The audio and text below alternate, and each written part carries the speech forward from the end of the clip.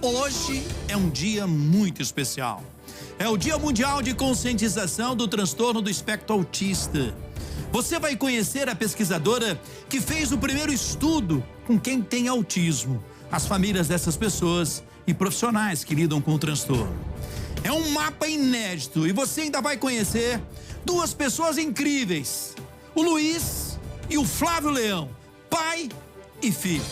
Vejam com Cris Otaviano. A especialidade da Ana é fazer bolo de chocolate. A especialidade do Marco é mandar bem no videogame. A especialidade da Sara é ser a melhor aluna de matemática. A especialidade da Carlinha é observar os aviões. Já a especialidade do João é ficar mais na dele mesmo. Todo mundo é especial. Todo autista também. E todos merecem respeito. 2 de abril, Dia Mundial de Conscientização do Autismo. E lembre-se, não julgue, respeite. O Luiz gostou de brincar com o microfone da TV. Uma novidade interessante para quem é criança. Tem uma baqueta ali, um pandeiro, um acordeão. Ele também gosta de massinha e, como você viu, de bater papo. Para quando crescer, tem sonhos ousados esse menino. Ser médico, ser policial. O Luiz tem transtorno de espectro autista.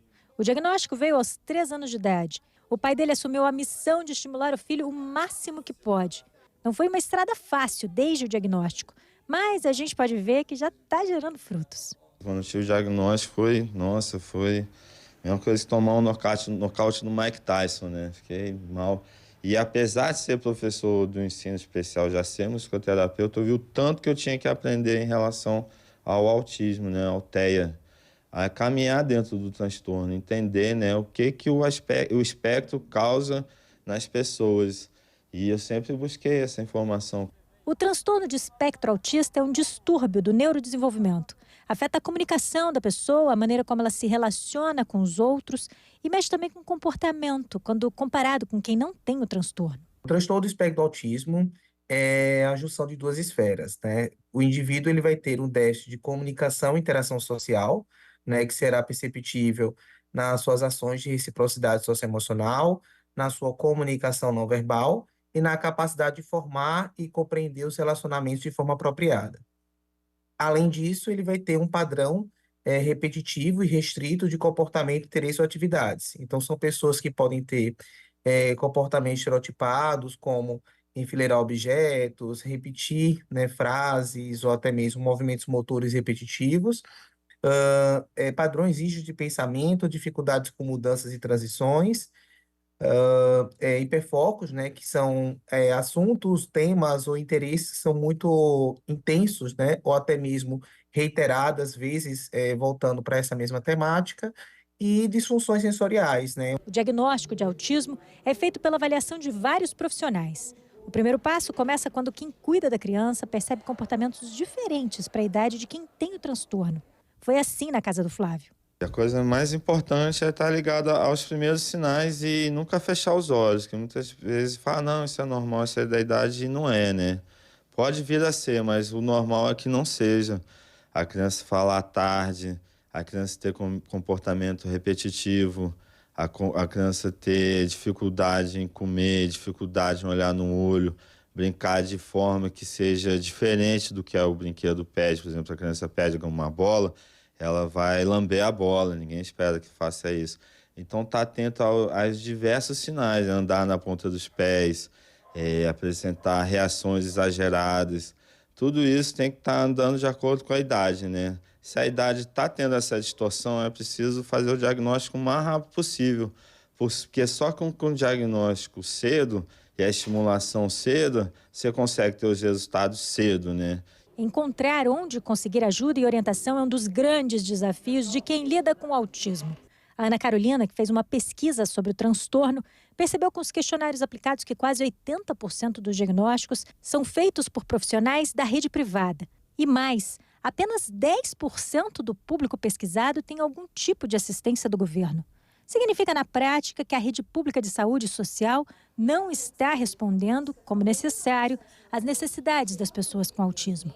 A gente sabe dessa demora, né, no processo na rede pública e muitas famílias procuram a rede privada e muitas famílias que não têm o recurso.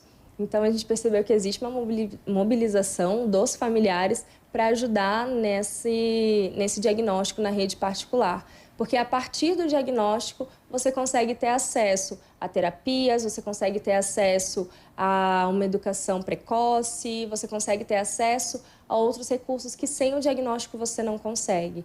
Também no mapeamento feito sobre autismo no Brasil, a Ana Carolina percebeu que o maior número de casos está em pessoas na primeira infância. A média das crianças descobre o autismo aos 9 anos de idade. Seria esse um aumento no número de casos nessa faixa etária? Para a Ana Carolina, não é isso não. É que, mesmo que ainda não sendo suficiente, os diagnósticos ficaram mais frequentes e as pessoas mais conscientes sobre o autismo. O autismo não está na moda, muitas pessoas falam isso, que o autismo está na moda, que tudo é autismo. Na verdade, não. Na verdade, nós temos mais conhecimento sobre o transtorno do espectro autista. Nós entendemos mais sobre as nuances do autismo e isso facilita o acesso, facilita a identificação de aspectos que antigamente não eram levados em conta. Então, por isso que hoje nós temos muitas pessoas diagnosticadas nessa faixa etária, no MAB, né, que a gente viu, entre 0 e 4 anos. Mas é importante dizer que a média do diagnóstico é de 9 anos, porque nós temos muitos diagnósticos tardios. Muitas mulheres, muitos homens autistas adultos que não tiveram diagnóstico na infância. Por quê? Porque não tinha um instrumento de avaliação, não tinha um olhar diferenciado para o autismo. Lá na casa do Luiz, quanto mais estímulo vier, melhor. E até que não haja novidades sobre o suporte para pessoas que têm autismo, o Flávio tem um recado. Vá à luta. Faça você mesmo os caminhos de desenvolvimento do autista que vive com você.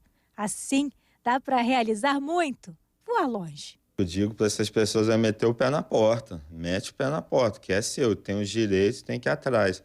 Mas, infelizmente, não dá para você depender só do sistema, né? A gente, então, tem muitas expectativas nessa casa com o que está dando certo, mas a gente ainda tem sonhos também. A gente tem sonhos para o Luiz, que vai ficar adulto, que vai ficar um homem, que vai produzir muito. E eu quero saber quais são os seus sonhos para essa criança. Nossa, meus sonhos é que ele... Nossa, é tanta coisa, né? Fica até difícil de falar. Mas que ele desenvolva cada vez mais e... seja uma pessoa muito feliz e dona do seu nariz, né? O mais importante é ele crescer um ser humano completo, né? Emocional, físico, financeiro, independente. E para isso é um dia de cada vez, é um tijolinho de cada vez, né? Parabéns à agência De Brito pelo belo vídeo da campanha.